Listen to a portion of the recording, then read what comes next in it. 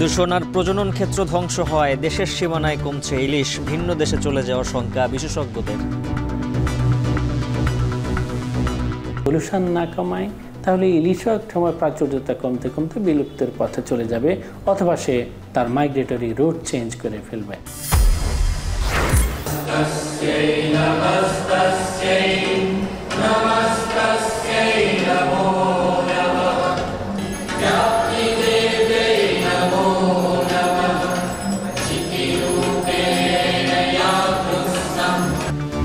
শারদীয় দুর্গোৎসবের পূর্ণলগ্ন মহালয়া আজ চণ্ডীপাঠে শুরু আনুষ্ঠানিকতা, মণ্ডপে মণ্ডপে ভক্তদের ভিড়।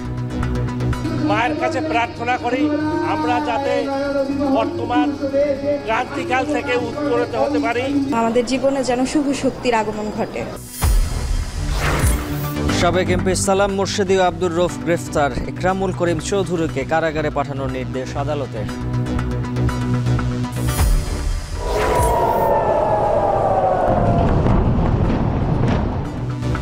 ইরানে ফের হামলার হুমকি ইসরায়েলের, মধ্যপ্রাচ্য অস্থিতিশীল করায় তেহরানকে দুষছে যুক্তরাষ্ট্র।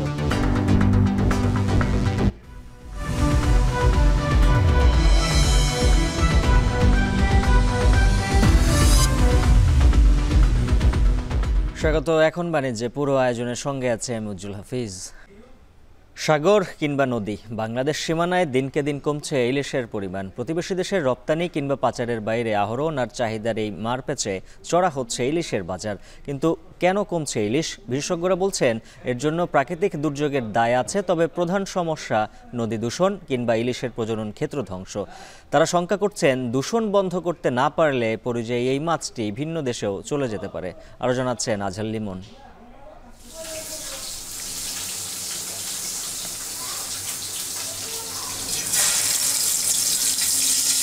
দূর সাগর থেকে ইলিশের এই যে বাঙালির রসুই ঘরে ঢোকার আকাঙ্ক্ষা, তা হয়তো এ তটের মানুষের সার্বিক পুষ্টি ঘাটতি পূরণের জন্য। বলতে গেলে ইলিশ বাদে আর কোনো সামুদ্রিক মাছ এতটা পথ পাড়ি দিয়ে নদী ভ্রমণে আসে না।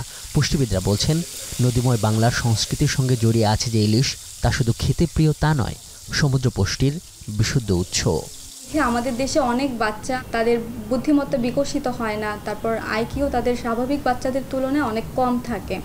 তো এই আয়োডিনের মতো গুরুত্বপূর্ণ খনিজ লবণটা আমরা ইলিশ খাওয়ার মাধ্যমে পূরণ করতে পারি।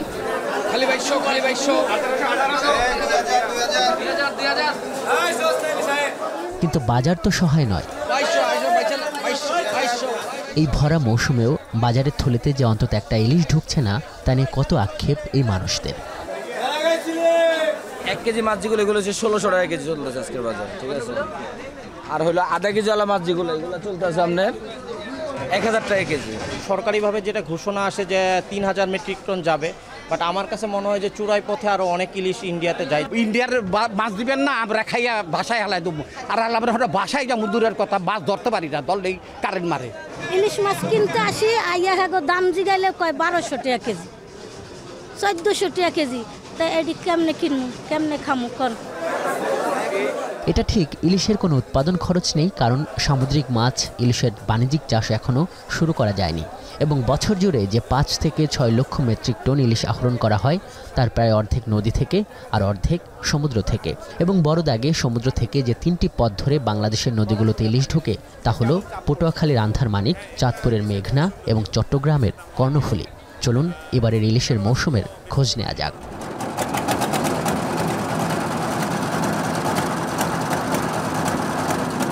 প্রধানত প্রজননের উদ্দেশ্যে বঙ্গোপসাগর থেকে এই নদীতে 1200 থেকে 1300 কিলোমিটার পর্যন্ত পাড়ি দেয় ইলিশ। এবং আমরা এখন রয়েছে পদ্মা নদীর মাওয়া পয়েন্টে, দেখছি যে এখানে একদল জেলে এই ইলিশ মাছগুলো ধরেছেন।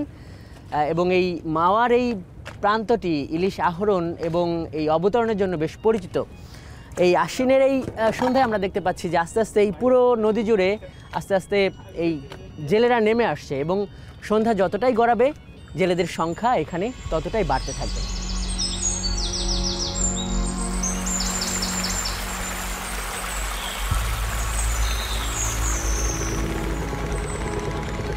সাব্বির, এই যে ট্রলারগুলো দেখা যাচ্ছে সন্ধ্যার পরই তো নদীতে নেমে গেল, কখন ফিরবে? ভোরবেলা একবারে ভোরবেলা আসবে, ভোরবেলা এসে আরতে মাছ বিক্রি করে আবার খেয়াতে যাবে। আড়তটা কতক্ষণ চলে? আড়তটা সকাল 7টা থেকে 8টা 8:30 দিকে।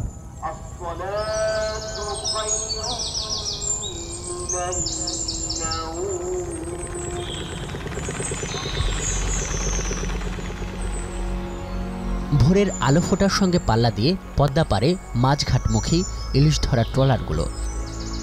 তাদের উদ্দেশ্য মাওয়া মৎস্য আড়ত। রাতভর কেমন মাছ পড়ল প্রশ্ন করেছিলাম জেলেদের।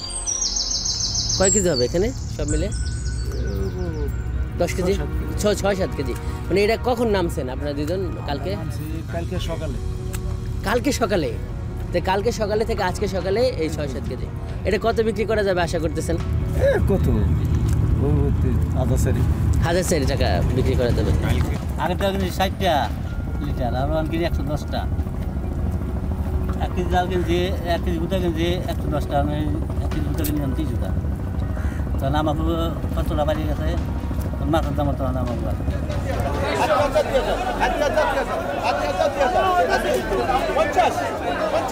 ডাকে বিক্রি হওয়া ইলিশগুলোর দরও এখানে কম নয়। 1.5 থেকে 2 কেজি ওজনের ইলিশগুলোর ডাক উঠছে 1700 থেকে 1800 টাকায়। 200 থেকে 300 গ্রাম ইলিশগুলো বিক্রি হচ্ছে 300 থেকে 400 টাকায়। সব মিলে প্রায় 50 থেকে 60 লক্ষ টাকার বিক্রি কিনে হয় এই আড়তটিতে। প্রতি বছর মাছ কমতেছে, গেছে বছর দাম বেশি, তার চেয়ে এবার অর্ধেক মাছ বিক্রি করতে পারি না। কোনো কতগুলো মাছই না এখন। ওই যে চাইনা জল দিয়া দেশটা ধ্বংস হয়ে গেল। ভোর থেকে সকাল 8টা 8:30 পর্যন্ত চলে এই আড়ত। এবং সব মিলিয়ে আমরা যে চিত্রটি দেখলাম, যে পদ্মা থেকে আসা ইলিশের সরবরাহ একেবারেই কম, এবং প্রধানত এখানে ভোলা এবং চাঁদপুর থেকে ইলিশ আসে। এবং এখানকার আড়তদারাও বলছেন যে দিনকে দিন ইলিশ মাছ কমছে। আমরা একটু চাঁদপুরে যেতে চাই, ইলিশের জন্য বিখ্যাত চাঁদপুরে, দেখে আসি যে সেখানকার আড়তের চিত্রটা কেমন।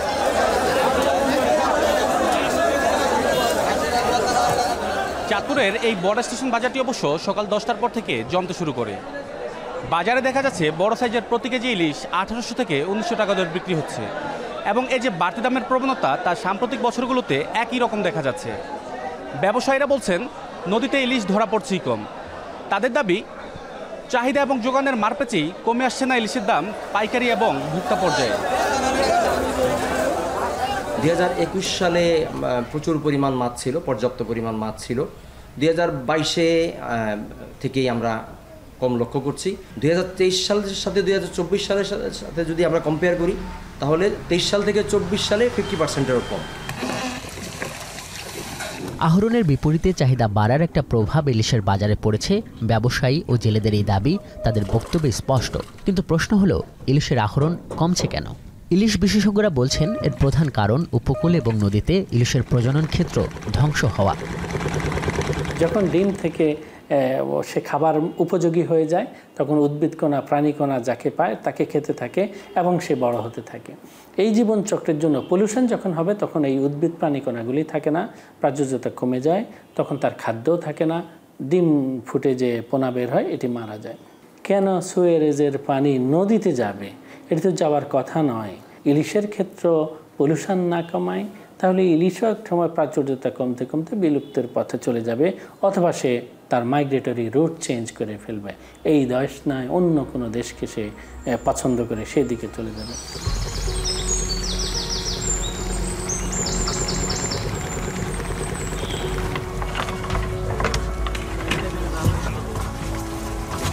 কিন্তু এ নিয়ে কি কোনো উদ্যোগ আছে সরকারিভাবে? সংশ্লিষ্ট মন্ত্রণালয়ের উপদেষ্টা বলছেন তারা মন্ত্রণালয়গুলোর মধ্যে সমন্বয়ের দ্রুত ঘোচানোর চেষ্টা করছেন। যে আমরা যদি আন্তঃমন্ত্রণালয় মিটিংগুলো করি, পরস্পরের সাথে সমন্বয় সাধন করতে পারি, এবং সম্ভবত এই সরকারের এটা একটা নতুনত্ব সৃষ্টি করার বিষয় আছে, যে আমরা নতুনভাবে কাজ করতে দেখি। সরকারি হিসেবে অবশ্য 1 বছর আগ পর্যন্ত ইলিশ আহরণে 7.13% প্রবৃদ্ধি দেখানো হয়েছিল। যদিও সবশেষ অর্থ বছরের খসড়া হিসেবে ইলিশ আহরণের পরিমাণ কমপক্ষে 41,000 মেট্রিক টন কম দেখানো হচ্ছে। প্রশ্ন হলো, ভারতে ইলিশ রপ্তানির অনুমতি এবং অবৈধ পথে ভারতে ইলিশ পাচার হয়ে যাওয়ার বিষয়ে সরকারের বক্তব্য কী? ইলিশ যেমন একটা প্রাকৃতিকভাবে সমুদ্র থেকে নদীতে আসে, তেমনি কিন্তু অপ্রাকৃতিকভাবে মানে ব্যবসায়িকভাবেও কিন্তু অনেক ভাবে চলে যাচ্ছে আর কি। তো সে দিকগুলো আমাদেরকে একটু চিহ্নিত করে আমরা একটু ব্যবস্থা নেওয়ার চেষ্টা করতেছি।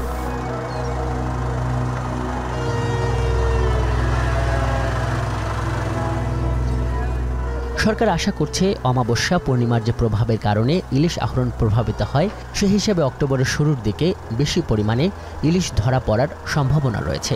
এছাড়া ভারতের সঙ্গে মিল রেখে নতুন করে ইলিশ ধরার নিষেধাজ্ঞার তারিখ নির্ধারণ করা হয়েছে, তাতেও ইলিশের প্রজনন ও আহরণ বাড়বে বলে মনে করেন এই উপদেষ্টা।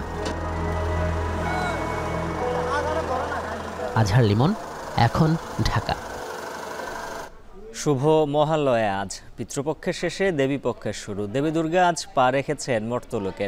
মহলের মাধ্যমে সেই আগমনী বার্তার আয়োজন চলছে। এই মুহূর্তে ঢাকেশ্বরীতে আছেন সহকর্মী দেবরাজ দেব, আর ফেনী থেকে যুক্ত হবেন সহকর্মী সোলাইমান ডালিম। শুরুতেই ঢাকেশ্বরী মন্দিরে যেতে চাই দেবরাজের কাছে। দেবরাজ, জানাবেন এখন কি আনুষ্ঠানিকতা চলছে?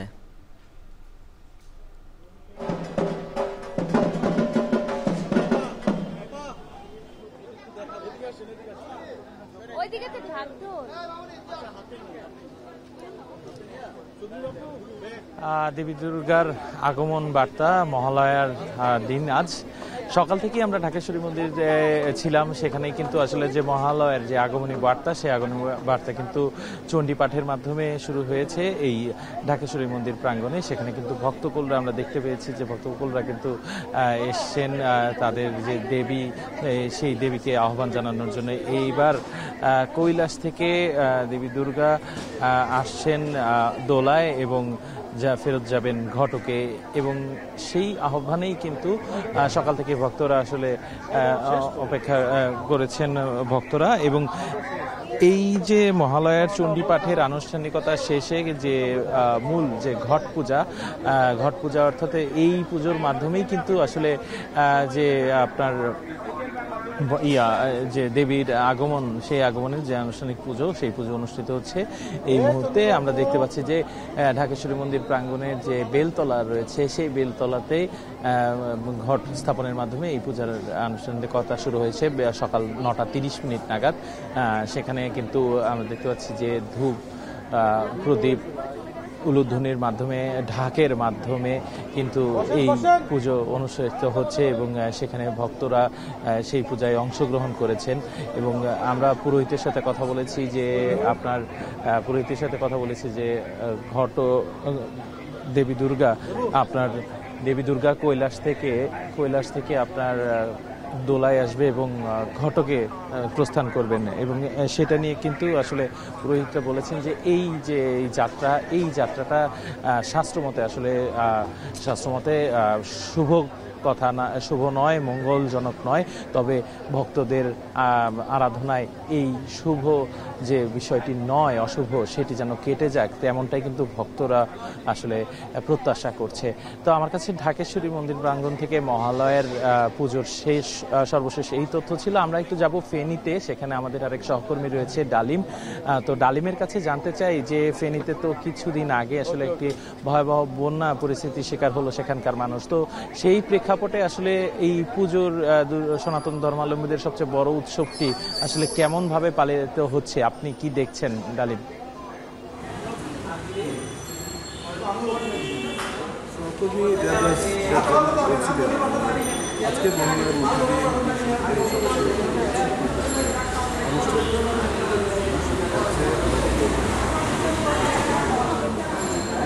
ফেনীতে কিন্তু যে প্রস্তুতি, সেই প্রস্তুতি প্রায় সম্পূর্ণ হয়েছে। আমরা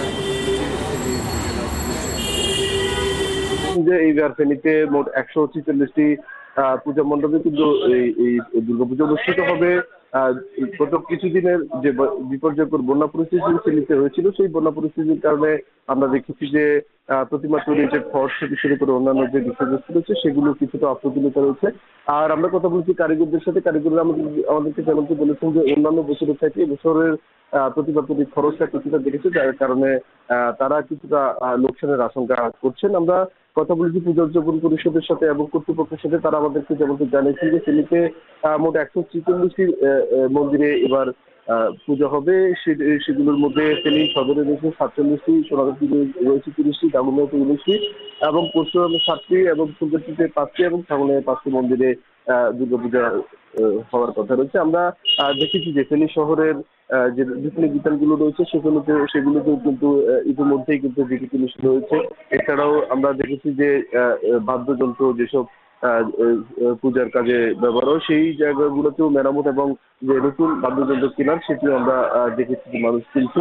এছাড়াও আমরা দেখেছি যে কাঁচা পিতল থেকে শুরু করে শাঁখা সিঁদুর অন্যান্য যেসব জিনিসপত্র যেগুলো পুজোর প্রণালীতে লাগবে সেগুলো মানুষ কিনছে এবং মানুষের মধ্যে পুজোর যে প্রস্তুতি সেগুলো কিন্তু আমরা লক্ষ্য করেছি। আমরা ফেনী শহরের যেসব জায়গায় প্রতিমা তৈরি সেসব জায়গায় প্রতিমা তৈরির যে প্রস্তুতি সেটি প্রায় সম্পন্ন হয়েছে। বাকি যে কাজগুলো রয়েছে সেগুলো হচ্ছে যে প্রতিমা লাইট লাগবে। আমরা কথা বলেছি যে কারিগরের সাথে, কারিগররা যদি বলেছেন যে অন্যান্য বছর প্রতিমা এদিকে যে খরচ সেই খরচ এবছর কিছুটা বলেছি। এছাড়াও আইনশৃঙ্খলা তাদের সাথে কথা বলেছি, আইনশৃঙ্খলা বাহিনী বলেছে যে এবার দুর্গাপূজায় তারা কিছুটা বেশি গুরুত্ব দিয়ে দেখবেন 3 স্তরের নিরাপত্তা মন্দিরগুলোতে থাকবে। তো এ ছিল ফেনী গুরুচক্র মন্দির থেকে আমার কাছে ফেনী দুর্গা পূজার প্রস্তুতির খবরের সর্বশেষ। সহকর্মীদের মাধ্যমে জানাচ্ছিলাম মহালয়ার আনুষ্ঠানিকতা সম্পর্কে।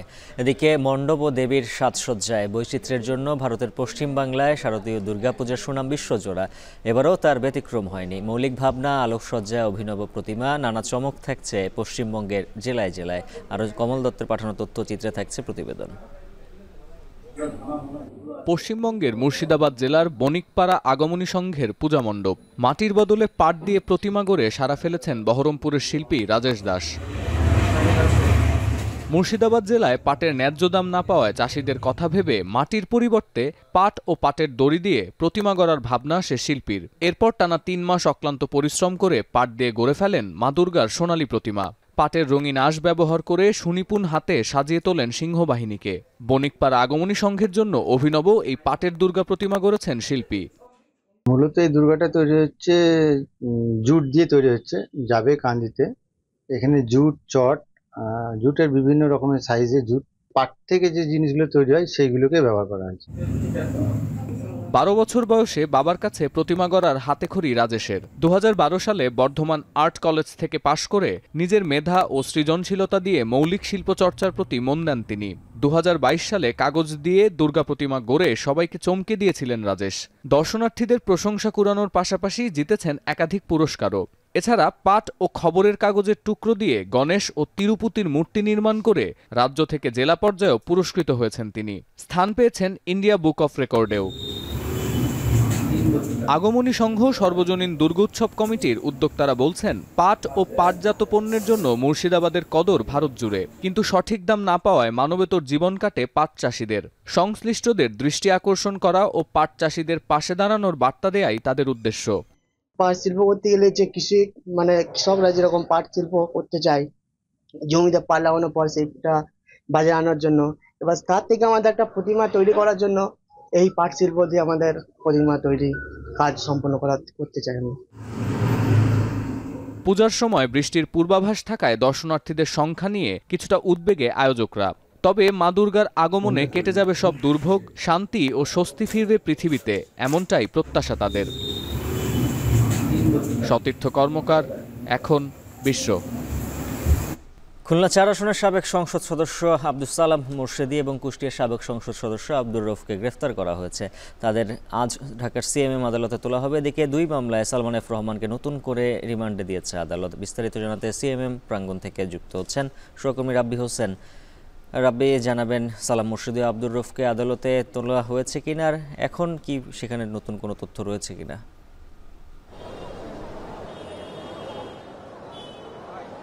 উজ্জ্বল, প্রথমে যদি বলে রাখি, ঢাকা জেলার পৃথক 2 বিস্ফোরক মামলায় অর্থাৎ দোহার এবং নবাবগঞ্জ থানার বিস্ফোরক 2 মামলায় সালমান এফ রহমানকে 7 দিনের রিমান্ড দিয়েছে চিফ জুডিশিয়াল ম্যাজিস্ট্রেট আদালতে। আজকে সকালে তাকে আনা হয়েছিল। পাশাপাশি গ্রেফতার করা হয়েছে খুলনা 4 আসনের সাবেক সংসদ সদস্য আব্দুস সালাম মুর্শেদিকে।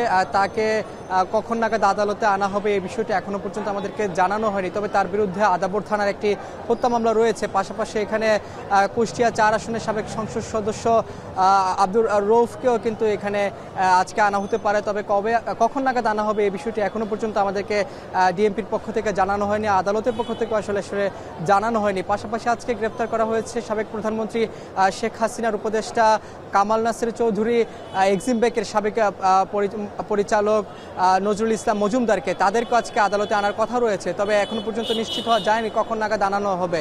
তবে যেহেতু এখন সকাল, তবে আমরা ধারণা করছি যে দুপুর নাগাদ তাদেরকে আনতে পারে। তবে তাদের বিরুদ্ধে আসলে কোন মামলায় তাদেরকে গ্রেপ্তার করা হয়েছে, কামাল নাসির চৌধুরী এক্সিম ব্যাংকের চেয়ারম্যান, তাদেরকে সেই বিষয়টি এখনো পর্যন্ত আসলে জানায়নি আমাদেরকে পুলিশ।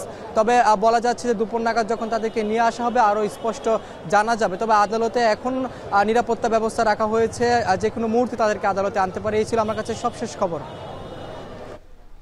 সিএমএম কোর্ট থেকে যুক্ত ছিলেন সহকর্মী রাব্বি হোসেন। এদিকে নোয়াখালী 4 আসনের সাবেক সংসদ সদস্য মোহাম্মদ একরামুল করিম চৌধুরীকে গ্রেফতারের পর কারাগারে পাঠানোর নির্দেশ দিয়েছেন আদালত। সকালে 7:15টায় নোয়াখালীর সিনিয়র জুডিশিয়াল ম্যাজিস্ট্রেট আদালতের 1 নম্বর আমলি আদালতের senior judicial magistrate Sajjad Hossain তাকে কারাগারে পাঠানোর নির্দেশ দেন।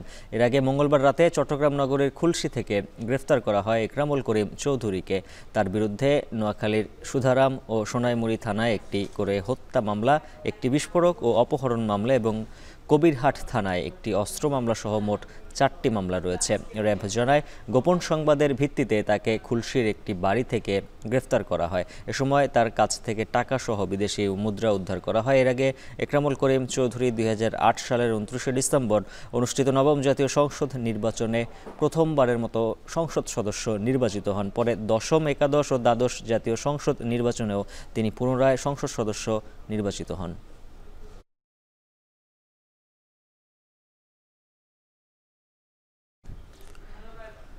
বকেয়া বেতন ভাতার দাবিতে আজও নবীনগর চন্দ্রা মহাসড়ক অবরোধ করে রেখেছেন একটি কারখানার পোশাক শ্রমিকরা। এতে মহাসড়কে তৈরি হয়েছে দীর্ঘ যানজট।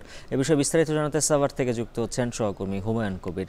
হুমায়ুন, জানাবেন কোন কোন স্থানে পোশাক শ্রমিকরা সড়ক অবরোধ করে রেখেছেন, আর আজকে সেখানকার সার্বিক পরিস্থিতি কেমন দেখছেন?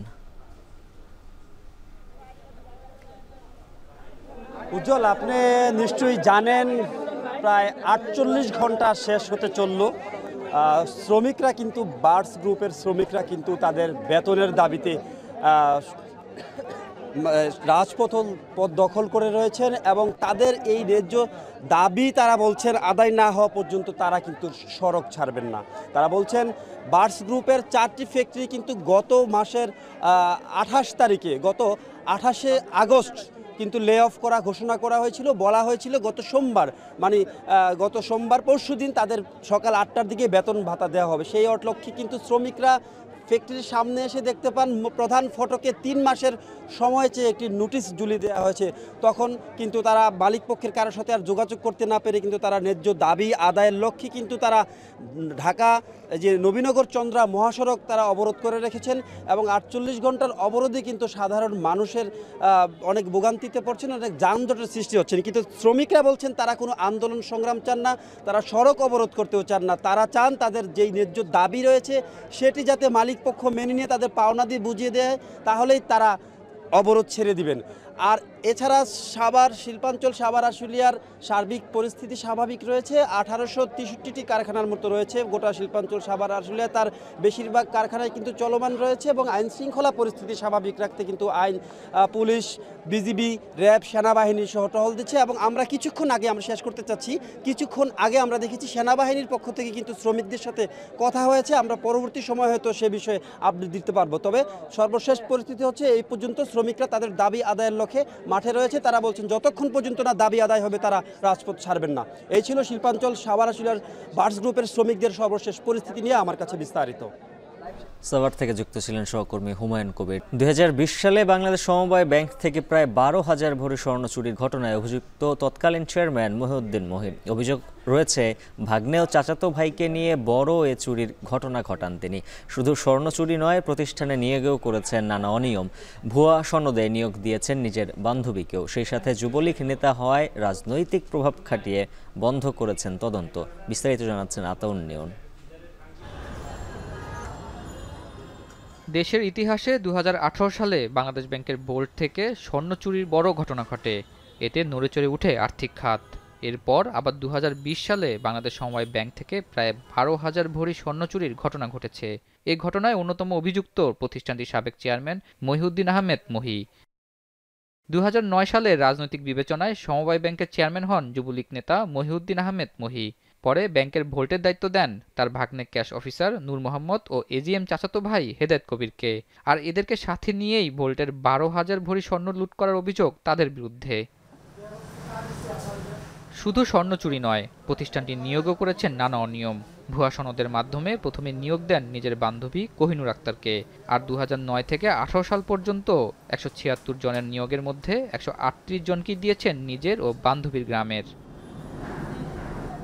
2020 সালের মার্চ থেকে জুন পর্যন্ত 4 মাসে 150 কোটি টাকা স্বর্ণ চুরি করেন বোল্ট থেকে। পরের বছর স্বর্ণ চুরির মামলা করে দুদক, যে মামলার 1 নম্বর আসামি হন মহিউদ্দিন আহমেদ মহি। এছাড়া আরও 8 জন আসামি থাকলেও রাজনৈতিক ক্ষমতায় চার্জশিট থেকে নিজের নাম বাদ দিতে বাধ্য করেন তিনি। পরে গত 5 আগস্ট শেখ হাসিনা সরকার পতনের পর পুনরায় সামনে আসে স্বর্ণ চুরির বিষয়টি। এতে আদালতে পুনরায় চালু হয় মামলার কার্যক্রম, কিন্তু চার্জশিটে নাম না থাকায় এখনও ব্যবস্থা নেওয়া হয়নি মহির বিরুদ্ধে। সেই সাথে অন্যরাও রয়েছেন পলাতক। ওই তারিখ পর্যন্ত সুদ আসল যা হয়েছে জমা দিছে। আর এটা তখন স্বর্ণের দাম হুহু করে বেড়ে গেছে না, করোনার সময় 48,000 থেকে হুহু করে 82,000 টাকা হয়ে গেছে। তখন এসে এটার উপর লোড করে এইটা স্বর্ণগুলো ব্যাংকের টাকাটা জমা দিয়ে বাকি টাকা সে ওইখানে বলেন 20-25 কোটি টাকা সে করছে আর কি। এছাড়া ভোল্ট থেকে স্বর্ণ চুরির ঘটনা ধামাচাপা দিতে রাজনৈতিক প্রভাব খাটিয়ে বন্ধ করেন অভ্যন্তরীণ তদন্ত। উল্টো মন্ত্রণালয়ের তদন্ত আদালতে মামলা করে স্থগিত করান। সমবায় অধিদপ্তর দিয়েছিল একজন অতিরিক্ত নিবন্ধকরে দিয়ে তদন্ত আর পরবর্তীতে হয় নাই।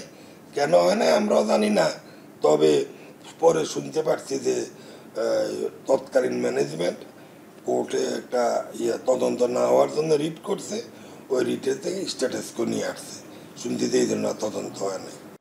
এ নিয়ে কোনো মন্তব্য করেনি দুদক। ডিজি স্যারে কোনারা সাংবাদিকের সবাই ওই সময় জিজ্ঞেস করছে, স্যার বলতেন কিন্তু আদালতের বিচারাধীন বিষয়টা নিয়ে আমি কোনো করতে চাই না। গ্রেপ্তারের বিষয়ে কারো যদি গ্রেপ্তার করে থাকে তাহলে কোর্টে করতে। বর্তমানে সমবায় ব্যাংকে 8,348 ভরি বন্ধকি স্বর্ণের বিপরীতে ঋণ দেওয়া হয়েছে 30 কোটি 12 লাখ টাকা। আর চুরির ঘটনার পর স্বর্ণ ও টাকা তুলে নিচ্ছেন অনেক গ্রাহক। আতাউর নিয়ন, এখন, ঢাকা। গত কয়েক বছরে খুলনায় শুরু হয়েছে বেশ কয়েকটি প্রকল্পের কাজ, তবে ধীর গতিতে অপচয় হচ্ছে রাষ্ট্রীয় অর্থ। সময় মতো কাজ শেষ না হয় সুবিধা বঞ্চিত সাধারণ মানুষ।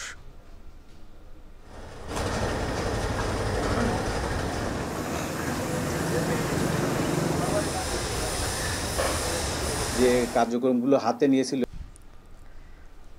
গত কয়েক বছরে খুলনায় বেশ কয়েকটি প্রকল্পের কাজ শুরু হয়েছে, তবে নানা কারণে বন্ধ হয়ে যাওয়া এবং অনেক প্রকল্পে কাজের ধীরগতিতে অপচয় হচ্ছে রাষ্ট্রীয় অর্থ। এসব জায়গায় বিনিয়োগ করা হয়েছে শত শত কোটি টাকা। এছাড়া সময় মতো কাজ শেষ না হওয়ায় সুবিধা বঞ্চিত হচ্ছেন সাধারণ মানুষ। রামিম চৌধুরীর প্রতিবেদন, ক্যামেরায় ছিলেন আবুল বাশার। খুলনার আইটি খাতকে আরও উন্নত করার জন্য নগরীর লবণচড়া এলাকায় রূপসা নদীর পাড় ঘেঁষে শুরু করা হয় হাইটেক পার্ক নির্মাণ প্রকল্প। বর্তমানে বন্ধ রয়েছে এই প্রকল্পের কাজ। 170 কোটি টাকা ব্যয়ে 2017 সালে এই হাইটেক পার্ক নির্মাণের উদ্যোগ নেয় তৎকালীন সরকার। চলতি বছরের 30 জুন প্রকল্পের মেয়াদ শেষ হলেও কাজ হয়েছে মাত্র 33%। আওয়ামী লীগ সরকার পতনের পর থেকে লাপাত্তা ভারতীয় ঠিকাদারি প্রতিষ্ঠান L&T। প্রকল্পের আওতায় একটি 7তলা ভবন, সিনেপ্লেক্স ও অভ্যন্তরীণ সড়ক সহ বিভিন্ন স্থাপনা নির্মাণ হবে। এতে বিভিন্ন সেক্টরে প্রায় 3000 মানুষের কর্মসংস্থান সৃষ্টি হওয়ার কথা ছিল। তবে পার্কের কাজ বন্ধ হওয়ায় ক্ষোভ প্রকাশ করেছেন স্থানীয়রা। এলাকার ছেলেমেয়েদের ভবিষ্যতের জন্য অনেক কিছু শিখতে পারবে, অনেক কিছু জানতে পারবে, আমাদের এলাকাটা প্রতিষ্ঠান চালু হবে, অনেক কর্মসংস্থান চালু হবে। হঠাৎ করে বন্ধ হয়েছে সরকার পরিবর্তনের কারণে হয়তোবা, কিন্তু এটা চালু হইলে আমাদের দেশ এবং এলাকার জন্য খুবই উন্নত হবে। এই কাজটা দ্রুত চালু হোক, আমরাও চাই দেশের এলাকার একটা ভালো একটা প্রতিষ্ঠান হবে এই জায়গা। খুলনায় চলমান আরও একটি নিভু প্রকল্প শেখ হাসিনা মেডিকেল কলেজ বিশ্ববিদ্যালয়। 2020 সালের 13 জুলাই মন্ত্রিসভায় বিশ্ববিদ্যালয়টি আইনের খসড়া নীতিগত অনুমোদন পায়। পরে চলতি বছরের মে মাসে প্রকল্পটির অনুমোদন দেয় জাতীয় অর্থনৈতিক পরিষদের নির্বাহী কমিটি। তবে 5 আগস্টের পর অনেকটা অনিশ্চিত এই প্রকল্পের কাজ। ক্ষুদ্র পরিসরে কার্যক্রম চললেও ক্যামেরার সামনে কথা বলতে নারাজ দায়িত্বরতরা। নগরীর লবণচোরা এলাকায় একটি জায়গা নির্ধারণ করা হলেও শুরু হয়নি কোনো কাজ। প্রকল্পটির ব্যয় ধরা হয় ১,৮৭৪ কোটি টাকা। এ টাকায় জমি অধিগ্রহণ, বিশ্বমানের একটি হাসপাতাল, একাডেমিক ভবন ও প্রয়োজনীয় অবকাঠামো নির্মাণ করার কথা রয়েছে। চলতি বছরে শুরু হয়ে ২০২৬ সালের ডিসেম্বরে শেষ হওয়ার কথা ছিল এর কাজ।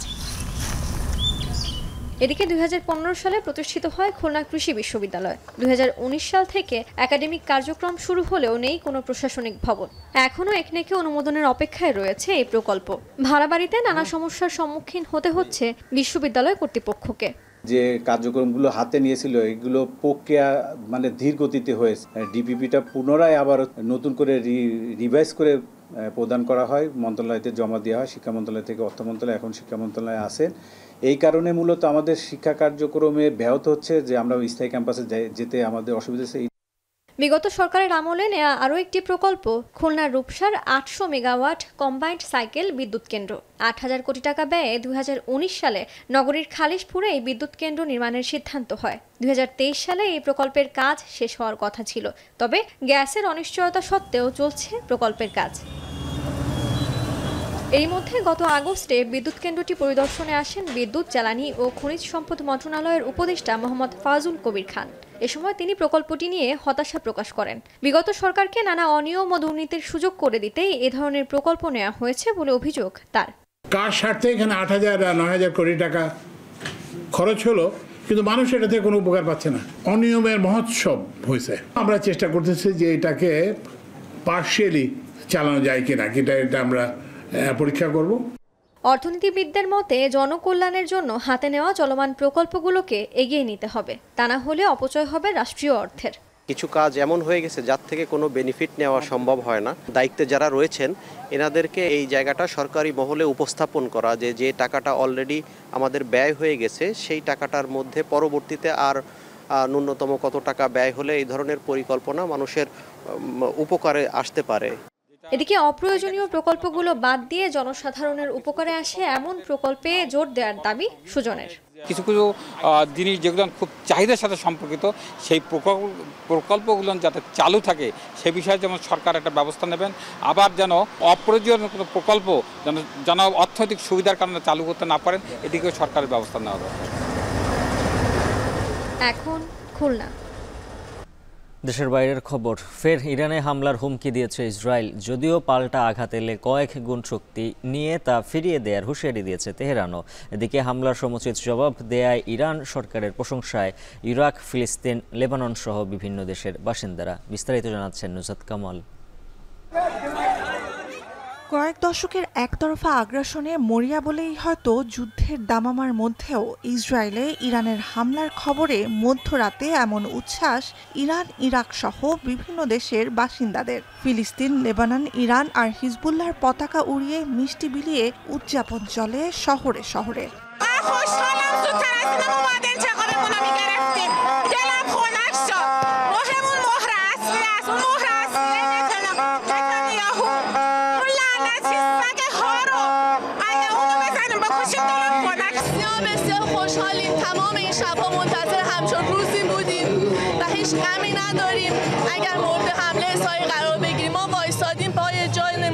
চোখের দেখায় এ যেন রাতের অন্ধকার চিরে ছুটে যাওয়া আতশবাজি। কিন্তু পর মুহূর্তেই যখন বিস্ফোরণে কেঁপে উঠছিল চারপাশ, যুদ্ধের সতর্কতামূলক সাইরেনের আওয়াজে লুকাতে ব্যস্ত সারা দেশের মানুষ, তখন স্পষ্ট হয়ে ওঠে আতশবাজি নয়, শত শত ক্ষেপণাস্ত্র দখল করে নিয়েছে ইসরায়েলের আকাশ।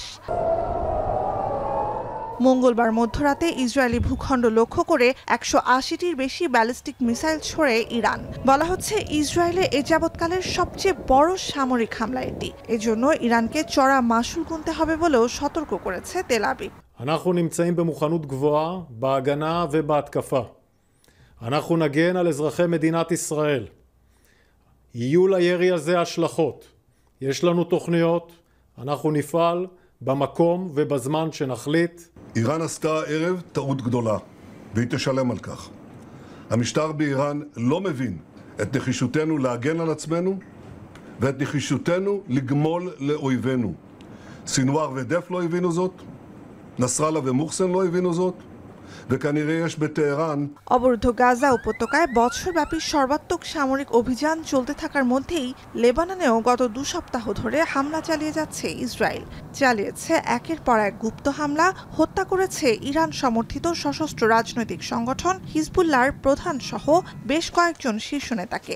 এর প্রতিশোধ নিতেই মঙ্গলবারের হামলা, পাল্টা আঘাত এলে কয়েক গুণ শক্তিতে তাও ফিরিয়ে দেওয়ার হুমকি তেহরানের। اگر رژیم صهیونیستی که به دیوانگی رسیده کنترل نشه توسط امریکا و اروپا و بخواد چنین جنایت‌هایی رو ادامه بده و یا علیه حاکمیت و تمامیت ارضی ما وارد عمل بشه، عملیات امشب با چند برابر بزرگی تکرار خواهد شد। এবারই প্রথম কোনো হামলায় হাইপারসনিক ফাত্তাহ মিসাইল ব্যবহার করেছে ইরান। দেশটির অভিজাত সশস্ত্র বাহিনী রিভলিউশনারি গার্ডসের দাবি 90% ক্ষেপণাস্ত্র লক্ষ্যে আঘাত করেছে। হামলায় ইসরায়েলের ধ্বংসযজ্ঞও লক্ষণীয়। যদিও ইরানের ছোড়া অনেক ক্ষেপণাস্ত্র আকাশেই ধ্বংসের দাবি করেছে ইসরায়েল ও দেশটির ঘনিষ্ঠতম মিত্র যুক্তরাষ্ট্র। মধ্যপ্রাচ্যে মোতায়েন মার্কিন নৌবাহিনীর 2টো ডেস্ট্রয়ার থেকে গুলি করে ইরানের 10টির মতো ক্ষেপণাস্ত্র ধ্বংস করা হয়েছে বলে জানিয়েছে যুক্তরাষ্ট্রের প্রতিরক্ষা দপ্তর Pentagon. I condemn this attack unequivocally. I'm clear-eyed.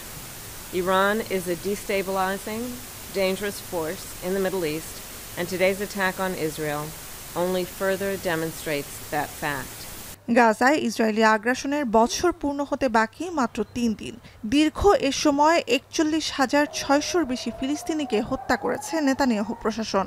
লেবাননেও গেল 10 দিনের অভিযানে নিহত আরও হাজারের বেশি। পশ্চিম তীর সহ সবখানেই দীর্ঘ হচ্ছে মৃত্যুর মিছিল। এই সব ঘটনাকেই ইসরায়েলের আত্মরক্ষার নাম দিয়ে মধ্যপ্রাচ্যে অস্থিরতার জন্য ইরানকে দায়ী করছে মার্কিন প্রশাসন। নুজহাত কামাল, এখন বিশ্ব। থাইল্যান্ডে স্কুল বাসে আগুন লেগে প্রাণ গেছে 20 শিশুসহ কমপক্ষে 23 জনের। রাজধানী ব্যাংককের কাছে মঙ্গলবারের এই দুর্ঘটনায় আহত হন আরও 19 জন। তারা হাসপাতালে চিকিৎসাধীন।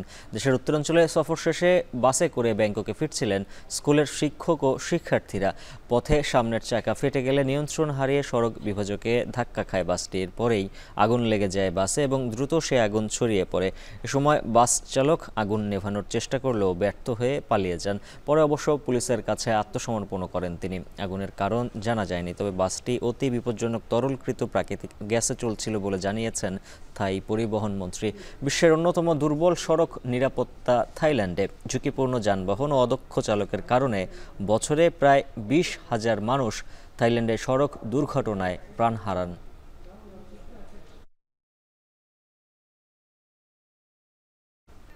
শেষ করছে এখন বাণিজ্য। যাওয়ার আগে শিরোনামগুলো জানিয়ে দিচ্ছে আরও একবার।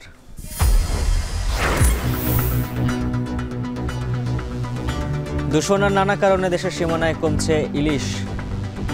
ভিন্ন দেশে চলে যাওয়ার শঙ্কা বিশেষজ্ঞদের। পলিউশন না কমায় তাহলে ইলিশও এক সময় প্রাচুর্যতা কমতে কমতে বিলুপ্তের পথে চলে যাবে, অথবা সে তার মাইগ্রেটরি রুট চেঞ্জ করে ফেলবে।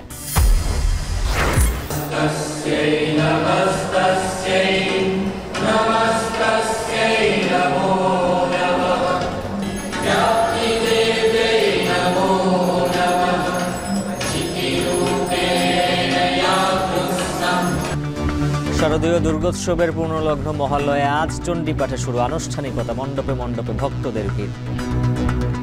মায়ের কাছে প্রার্থনা করি আমরা যাতে বর্তমান ক্রান্তিকাল থেকে উত্তরিত হতে পারি, আমাদের জীবনে যেন শুভ শক্তির আগমন ঘটে। সাবেক এমপি সালাম মুর্শেদি ও আব্দুর রউফ গ্রেফতার। ইকরামুল চৌধুরীকে কারাগারে পাঠানোর নির্দেশ আদালতের।